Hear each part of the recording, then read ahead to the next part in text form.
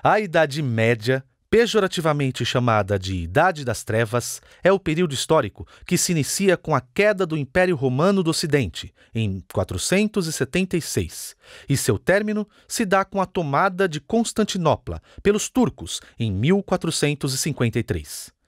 Com a queda do Império Romano do Ocidente, que unificava boa parte do território europeu, iniciou-se um processo de grande migração.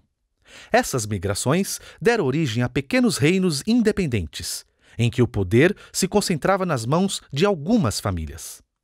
A Idade Média é o período da história em que houve o feudalismo, sistema de governança política e econômica organizada em torno dos reis, dos nobres, da igreja e do campesinato. Esses camponeses tinham direito ao usufruto de algumas terras, onde produziam para os seus senhores feudais, e boa parte da produção poderia ser utilizada por eles para o próprio consumo ou comércio. Em contrapartida, o campesinato recebia proteção de seus senhores, o que na época era de muito valor por causa das condições hostis de sobrevivência. Com o território fragmentado e o poder estando nas mãos de várias famílias diferentes, a única forma unificadora na Europa era a Igreja Católica Romana, e os reis deviam lealdade ao papado. Se você discordasse da Igreja, a punição poderia ser bem severa. Mas ela era a única fonte de ensino superior na Europa. Os monges cristãos preservavam obras literárias e filosóficas da antiguidade, copiando os livros à mão.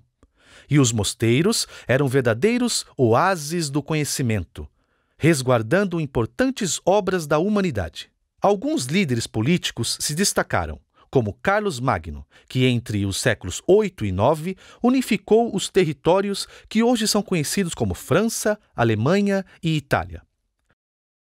Seu reinado levou a um curto florescimento da arte, da cultura e da erudição, que ficou conhecido como Renascimento Carolíngio. Outro líder político de destaque foi Guilherme, o Conquistador, que governou a Normandia e invadiu a Inglaterra no ano de 1066, se tornando seu rei. Foi na Idade Média que aconteceram as Cruzadas, nome dado às disputas entre cristãos e muçulmanos em territórios do norte da África e do Oriente Médio. Essas disputas eram caracterizadas pelos seus componentes religioso e territorial. A maioria dos historiadores acredita que o fim da Idade Média aconteceu com a tomada de Constantinopla pelos turcos otomanos em 1453. Tal acontecimento abriu profundas fissuras na ordem e cultura medievais e abriu espaço para o período da história que ficou conhecido como modernidade.